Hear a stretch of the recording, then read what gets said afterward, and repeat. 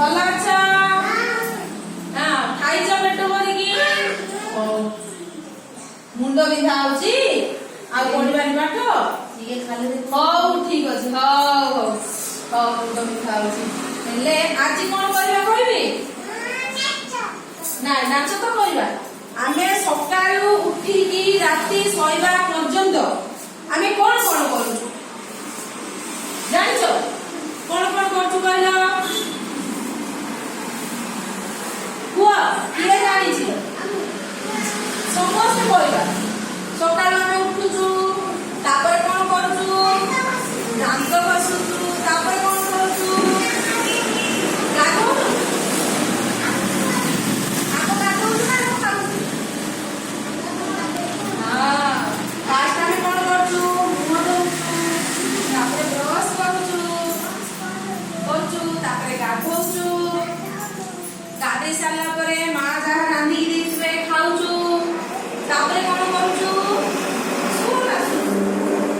School ଆସୁଛୁ ପାଠ ପଢୁଛୁ ଲେଖୁଛୁ ଗୀତ ଗାଉଛୁ ତାପରେ କଣ କରୁଛୁ? ପୁଣି ଖାଉଛୁ ଆଉ ଘରକୁ ଯାଉଛୁ ଘରକୁ ଗଲା ପରେ କଣ କରୁଛୁ?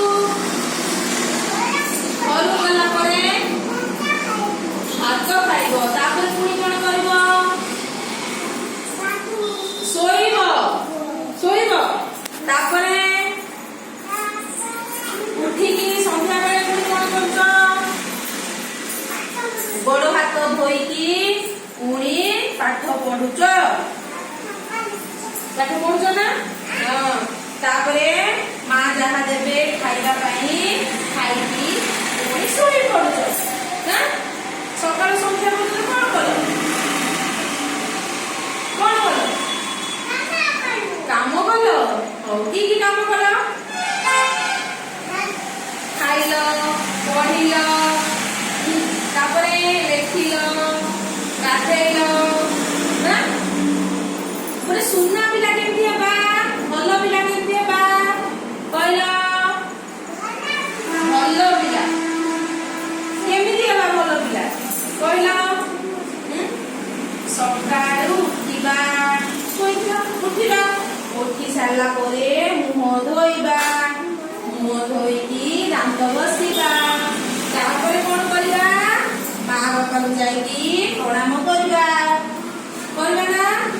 ତାପରେ କଣ କରିବା?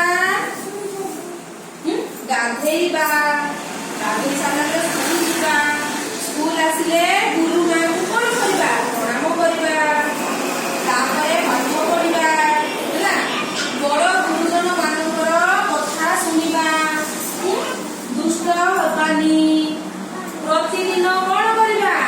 ନଖ ସଫା ସୁତୁରା ରଖିବା ନଖ ଭଲରେ କାଟିକି ସଫା ସୁତୁରା ରଖିବା ଦାନ୍ତ ସଫା କରିବା ମୁଣ୍ଡ କୁଣ୍ଡେଇବା ହେଲା ଭଲ ସଫା ସୁତୁରା ଡ୍ରେସ ପିନ୍ଧିବା ପାଠ ପଢିବା ତା ସଙ୍ଗେ ସଙ୍ଗେ ପାଠ ବି ପଢିବା ତାହେଲେ ହିଁ ଭଲ ପିଲା ହେବା।